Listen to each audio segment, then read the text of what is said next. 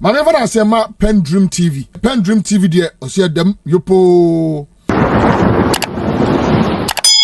You're most welcome to PENDREAM TV, the only channel that brings you the best and latest updates in politics. If you are new here, please don't forget to subscribe to the channel, hit the notification bell for more updates. Like and also share to other members to watch as well. You can also leave a comment after watching or send us a voice note through our WhatsApp number, which is 0277128777. Thank you. Please do subscribe as a first timer. Like, share and also comment on the video that you're about to watch. Thank you. Without much ado, I would like you to join me listening to what we have for you today.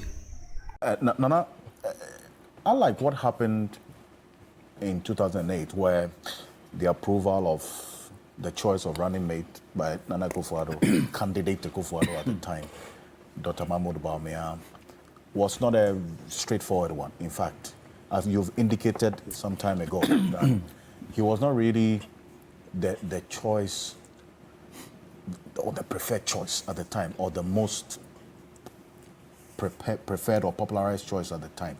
But Nana Akufo-Addo was very clear in his mind that this is the man that he needs. In fact, the approval process kept we journalists waiting for so long. At the time, I was just a young journalist. It kept us at that hotel to midnight. Before that announcement was made. This one took less than 3 hours, I think. Now, what does that tell you? I mean, clearly this one was preset.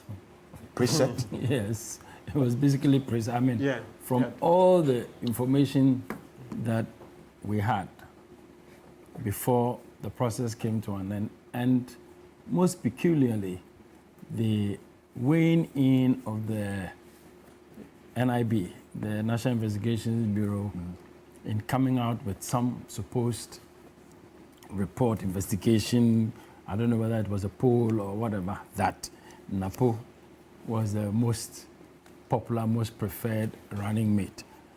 You know, so clearly this was an establishment agenda, and the establishment was ready to push it down at all costs. So for me, it's not strange that it turned out this way. But the point is that a lot of the issues that are coming up now about NAPO's running mate position shows clearly that the NPP has gone from one mistake of choosing Bawumia as candidate to the next of choosing Dr. Matthew Puku-Prempeh as running mate. Why do you describe Dr. Mahmoud Bawumia's choice as a Bawumia mistake? is a very big mistake. Now, how? Why? You see, my friend from NDC sitting here, and the NDC generally, I had said this when we were in the party primary before, that the way the establishment was basically shepherding and predetermining the selection of Dr. Bawumia as the candidate, if that did happen, about 70% of the campaign work of NDC would have been done. Why? I'm a media person. All NDC needed to do was to pick some of the key statements that Dr. Bawumia had been making since 2008, 2012, 2016, before NPP came into office. And then juxtapose it to the current situation, particularly on the economy. And half of NDC's campaign would have been done. And this is exactly what the NDC is doing right now. To the extent that Dr. Bawumia himself has confessed on his Facebook wall that he gets distressed when videos and audios and recordings of his own statements are played back to him. Well, that was Nana Akufo-Addo actually. Yeah. Yes. So you see, I thought that the NPP would have looked at the strategic issues involved in particularly how your opponent will position themselves against your candidate, presidential. It doesn't seem like they did.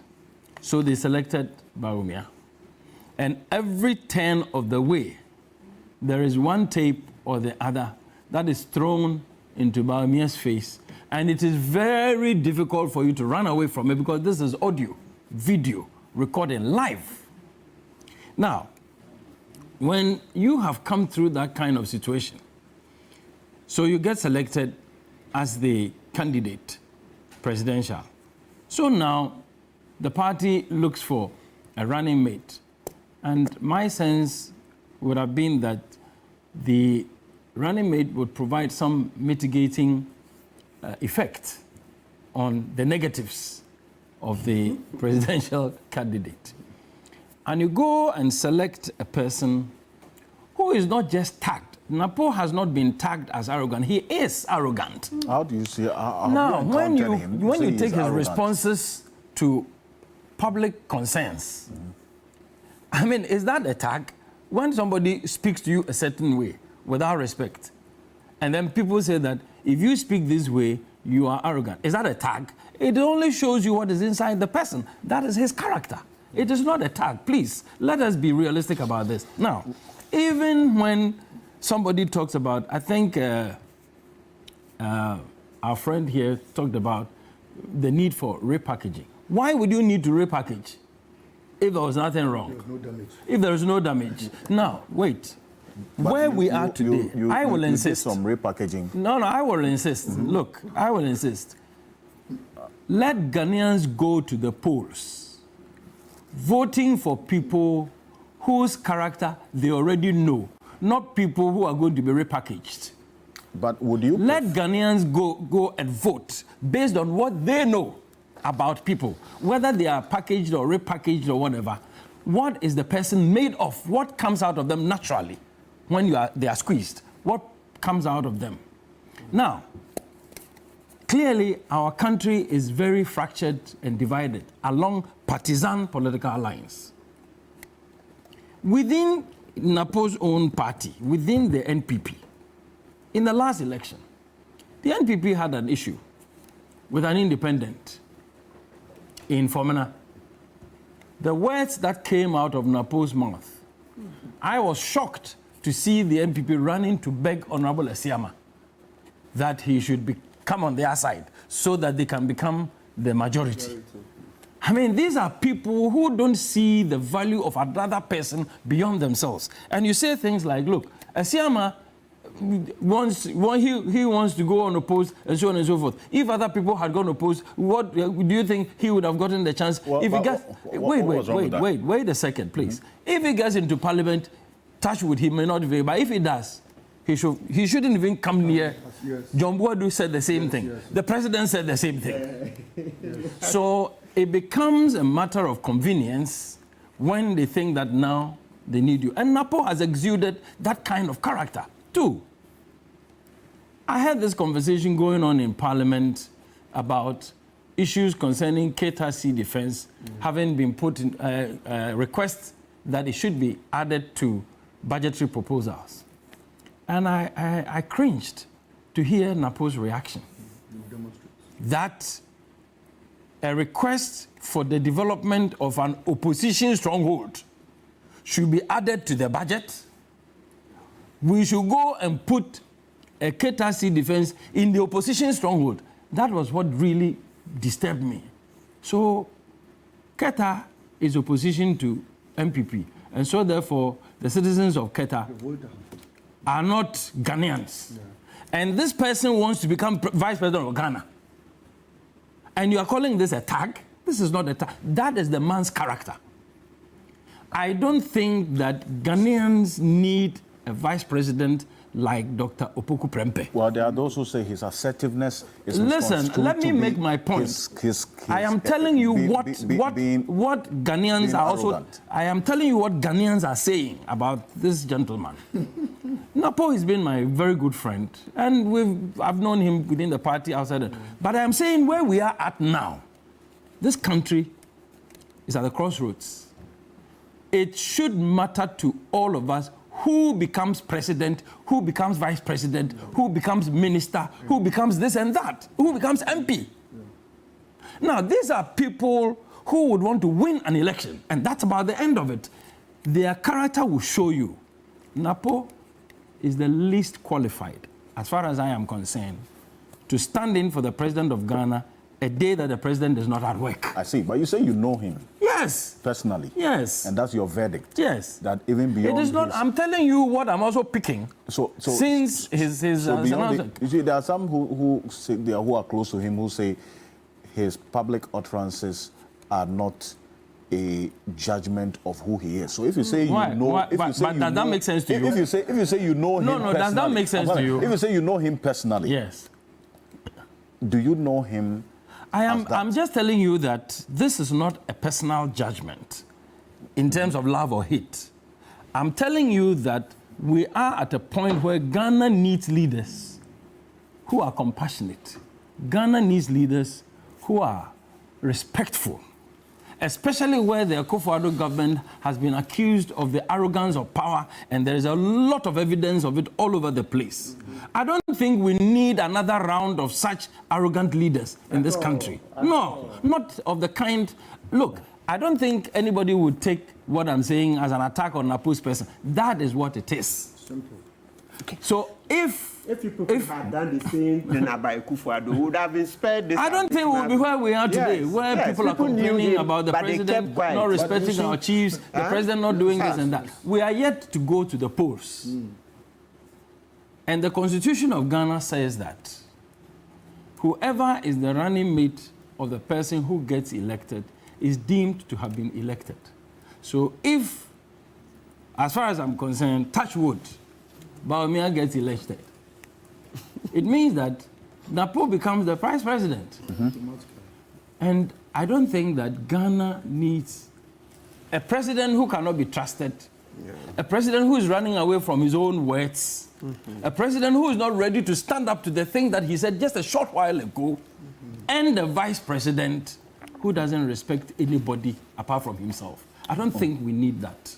And this one is not a problem for the movement for change at all. It's not a problem for Alan. Now, you're talking about the NPP base in Ashanti. And you know that quite well. Yes. Having served as General Secretary. Yes. You have Alan Kyerematen. Galvanize that you base? have Alan Kyerematen as a presidential candidate. And you have NAPO as a vice presidential candidate. If I should talk the ethnic politics, and I don't think we should shy away from it, it's not all that is negative. If Ashantis want a position in the presidency, they are better off with Alan Kyerematen than a vice president. Number one and number two, which one would you want to go for? But seriously speaking, but that is just you know, on the side, not to, but to come on to the a more serious note. Imagine the personality of Alan Kyerematen in Ashanti, his demeanor, his character, his relationship with people, both high and low. And then look at NAPO's attitude to people, and tell me that when Alan appears in Asafo Market, or KJTR Market, or Race Course, wherever it is, with the ordinary people, and then NAPO appears, this one, I will put a challenge to the NPP. We should put NAPO and Alan Kyerematen in Kumasi and let them go through the markets. I will put that challenge to NPP. They are an institution. Alan is an independent. And when it boils down to the individual's character, I can tell you, the people of Ghana also are concerned about character. They're also concerned about your person, how you connect to people. It is important, and it should be important to selection of leaders going forward. So I don't think that the Bawumia&NAPO ticket sends any chills down my spine or Alan Kyerematen's spine or the NPP spine, no. But if you talk about leaders who say things and run away, or run away from their words or their performance, either competently or incompetently, there are some who have also pointed to your candidate, who served in this administration, for that matter, as Trades and Industry Minister. Yes. And some of the deficiencies while he was minister. Yes. The 1D1F comes to mind as well, yes. where I've sat with him and says, you know what, I had my plan and I wanted to execute this in a certain way, but I am not the man in charge. How different is that from Dr. Mahmoud Bawumia saying, well, there are certain things that I had a different mind about, but it is the president who has executive authority, and so I couldn't have done anything about it. As against the same way Alan Kyerematen is also saying, well, with 1D1F, I had a plan, but I was not the one in charge, and so don't blame me for the failures of this policy whilst he was Trades Minister. That's the same tangent of he running away and from responsibility, is it not? I'm afraid it is not. What's the difference? Sure you will take your time to listen to me. I've answered this question time and again. First thing, I'm sure that anybody or everybody who's listening to me will know the difference between the power and authority of a vice president and the power and authority of a minister in any government. Now, when you are vice president, you are basically shadow president. That's what it is. To the extent that if at any time the president is not at post, a minister does not go to act in the position of the president. Never. That is one. Two, if you talk about one district, one factory, I am surprised that the same policy arrangement that Alan put in place, which today the NPP is using to campaign, some people will sit somewhere and say it failed. How did it fail? How many factories are on stream? There are 170 industries on stream. Have you gone to see them? Yes. And function? You are doubting what I'm saying. Respectfully. Then let me refer you to the recent statement by the current Minister of Trade, So K.T. Hammond. Wait. Can I respond to your question? Honorable K.T. Hammond, the current Minister of Trade and Industry, says that one district, one factory has created 170,000 jobs. And that has been challenged. By who? By the Trades Committee in Parliament. Did they go and That's check? Number one. Listen. Can I answer? I'm not under interrogation. Not at all. I'm just responding to your question. So let me answer. I am not even talking about Kyerematen. I'm talking about the current minister. He is saying, and he's telling and reporting, that about over 200 or so factories, at least 120, 150 of them are actively operating now across the country, creating about 170,000 direct and indirect jobs.